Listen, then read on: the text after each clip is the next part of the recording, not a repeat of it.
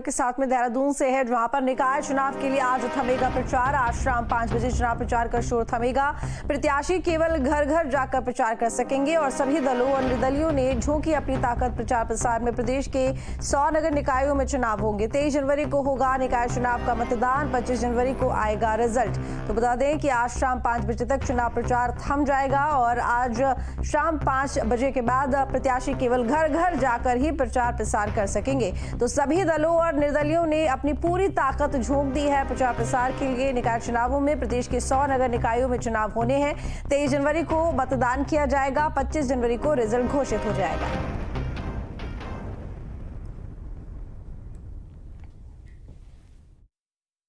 जो स्थिति है वो ये है कि प्रदेश में जो 100 निकाय हैं जिनमें निर्वाचन इस समय हो रहा है, उसमें 30,29,000 वोट मतदाता अपना मतदान की एक्सरसाइज करेंगे, मतदान का प्रयोग करेंगे।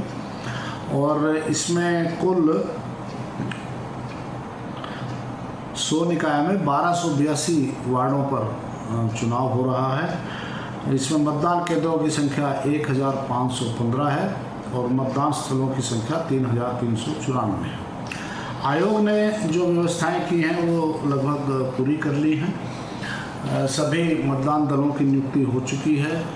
सभी जगह प्रशिक्षण 2 चरण का, एक चरण का सब जगह हो गया, दूसरे चरण का कई जगह हो गया है, कई जगह भी गतिमान है। और प्रशिक्षण की जो अवधि है वो सभी जगह लगभग कल तक द्वितीय प्रशिक्षण भी समाप्त हो जाएगा और 22 तारीख को मतदान दल मतदान स्थल हेतु प्रस्थान करेंगे। तो बता दें कि निकाय चुनाव के लिए प्रचार प्रसार आज शाम 5 बजे तक खत्म हो जाएगा। 5 बजे के बाद जितने भी प्रत्याशी हैं वो डोर टू डोर यानी कि घर घर जाकर ही प्रचार प्रसार कर सकेंगे। जो भी प्रचार अभी फिलहाल चल रहे हैं निकाय चुनावों के लिए, जितनी भी जनसभाएं हो रही हैं, रैली हो रही हैं, जनसभा को संबोधित किया जा रहा है, वो सिर्फ और सिर्फ शाम 5 बजे तक चलेगा। इसके बाद ये प्रचार प्रसार खत्म हो जाएगा। उसके बाद डोर टू डोर जो प्रचार है वो किया जा सकता है। हालांकि आपको बता दें कि 23 तारीख को मतदान होना है और 25 तारीख को यानी कि 25 जनवरी को परिणाम भी घोषित हो जाएंगे। निकाय चुनाव उत्तराखंड में, जिनको लेकर तमाम पार्टीज ने अपनी तरफ से पूरी ताकत झोंक दी प्रचार प्रसार में।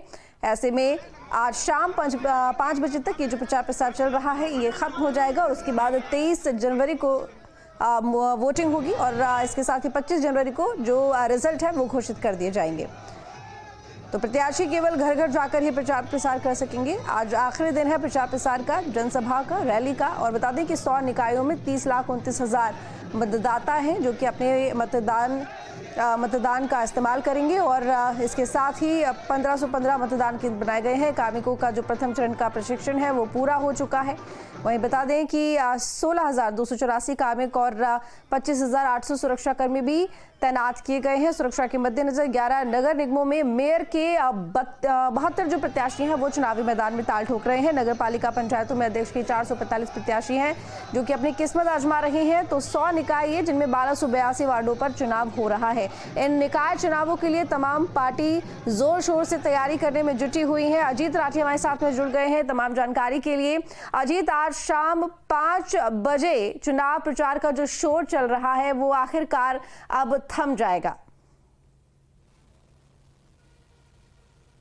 जी बिल्कुल, 5 बजने में अभी 4 घंटे बाकी हैं और जितने भी राजनीतिक दल हैं, प्रत्याशी हैं, उन्होंने बहुत ज़बरदस्त तरीके से आज जो आजमाइश उनके बीच में हो रही है। चुनाव प्रचार अपने पूरे चरम पर है और 5 बजे के बाद कोई भी किसी को भी चुनाव प्रचार करने की मनाही होगी, प्रतिबंधित होगा। राज्य निर्वाचन आयोग ने कल ही सभी जिलाधिकारियों के साथ वीडियो कॉन्फ्रेंसिंग से एक मीटिंग करके सभी को हिदायत दी थी कि जो आचार संहिता है उसका पूरी तरह से पालन होना चाहिए, उसमें किसी तरह की कोताही ना बरती जाए। इसी तरह से आज कांग्रेस, भाजपा और अन्य दलों के जो भी इतने भी बड़े नेता हैं, उन सभी ने, जो बड़े बड़े नगर निगम हैं या छोटे कस्बे हैं, आज धुआंधार प्रचार का दिन है। सुबह से मुख्यमंत्री पुष्कर सिंह धामी हरिद्वार में हैं, कई निकायों में वो दौरा कर चुके हैं लगातार वो, और दूसरे भी जो निकाय हैं वहाँ पर भी। उधर दूसरी तरफ प्रदेश कांग्रेस अध्यक्ष करण माहरा, प्रदेश अध्यक्ष भाजपा महेंद्र भट्ट, वो भी हरिद्वार में हैं। तो आज जितने भी बड़े नेता हैं दोनों दलों के और जो अन्य जो क्षेत्रीय दल हैं उन तमाम दलों के जो नेता हैं वो बिल्कुल पूरी तरह से चुनाव प्रचार में कूद पड़े हैं। आज पूरी तरह से जितने भी नेता हैं वो अपने प्रत्याशियों के हक में वोट मांगने के लिए उन्होंने जोरदार तरीके से प्रदर्शन और जो जुलूस और जिस तरह से भी रोड शो या नुक्कड़ सभाएं या जनसभाएं होती है वो उनका सिलसिला सुबह से चल रहा है। 5 बजे जब ये शोर थमेगा उसके बाद सख्ती बरती जाएगी। पुलिस और प्रशासन को पूरी तरह से हिदायत दी गई है कि 5 बजे के बाद इस तरह की कोई गतिविधि देखने को ना मिले। राज्य निर्वाचन आयुक्त सुशील कुमार ने निर्देश जारी किए हैं कि किसी भी हालत में आचार संहिता को उल्लंघन नहीं होना चाहिए। बिल्कुल, अगर यहाँ पर पोलिंग पार्टीज की बात की जाए तो वो कब तक यहाँ पर रवाना हो जाएंगी बूथों के लिए? आज ही से सभी पोलिंग पार्टियां अपने पोलिंग के लिए रवाना हो जाएंगी। आज राज्य निर्वाचन आयोग की तरफ से कल भी इस तरह की सूचनाएं मिली थी कि आज शाम से सभी पोलिंग पार्टियां, वैसे तो सामान्य निर्वाचन में जब विधानसभा और लोकसभा होता है तो चूंकि गांव में जाने के लिए कई दिन पहले पोलिंग पार्टियां रवाना हो जाती है, लेकिन चूंकि ये शहरी निकायों के चुनाव हैं तो शहरी निकायों में पहुँचना बहुत मुश्किल नहीं होगा। तो जितने भी निकाय हैं वो ऐसी जगह है जहाँ एक दिन में ही पार्टियाँ जा सकती हैं।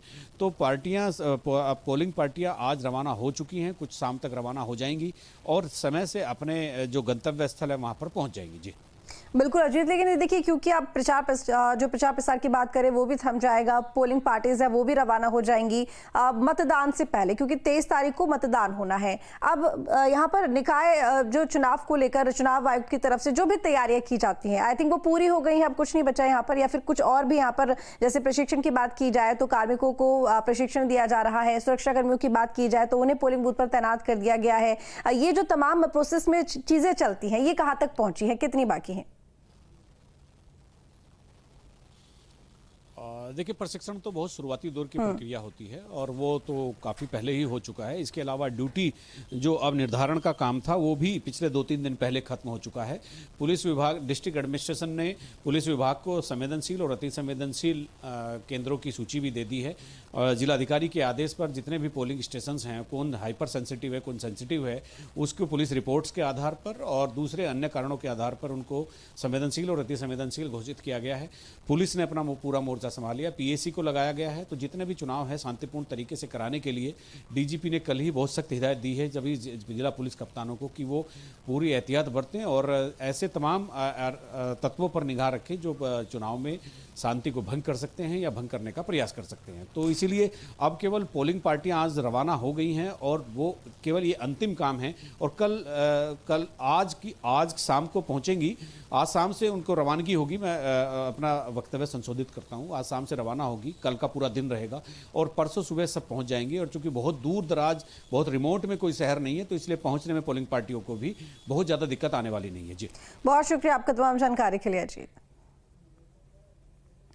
निकाय चुनाव प्रचार में सीएम धामी हुंकार भरते हुए दिखाई दे रहे हैं। बता दें कि उत्तरकाशी में मुख्यमंत्री धामी ने जनसभा की है और सीएम धामी ने प्रत्याशी के पक्ष में प्रचार किया है। सीएम धामी ने चुनावी रैली को संबोधित किया है।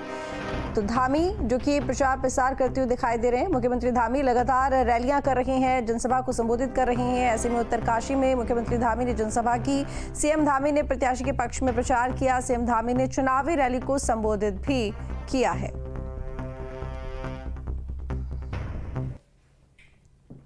यहाँ का विकास 3 गुना तेजी से आगे बढ़ेगा। आप सभी लोग जानते हैं हमारे प्रधानमंत्री जी के नेतृत्व में आज हर क्षेत्र में भारत आगे बढ़ रहा है। उनके मार्गदर्शन में उत्तराखंड में भी आज चाहे स्वास्थ्य से लेकर शिक्षा तक का क्षेत्र हो, निःशुल्क खाद्यान्न हो, निःशुल्क इलाज हो, किसानों से लेकर गरीबों के आवास तक, किसान सेना के आधुनिकीकरण से लेकर सीमाओं की सुरक्षा तक प्रत्येक क्षेत्र में आज अनेक अभूतपूर्व कार्य किए जा रहे हैं। देश के अंदर रहने वाले सभी लोगों के लिए एक समान कानून लागू करने की दिशा में जो हमने वायदा किया था 2022 के आम चुनाव में, उस वायदे को हम पूरा कर रहे हैं। इसी महीने हम प्रदेश के रहने वाले हर एक व्यक्ति के लिए, किसी जाति का, पंथ का, समुदाय का, वर्ग का, सबके लिए देवभूमि उत्तराखंड में एक कोने से लेकर दूसरे कोने तक एक समान कानून होगा। कानून अलग अलग नहीं होगा भाई। निकाय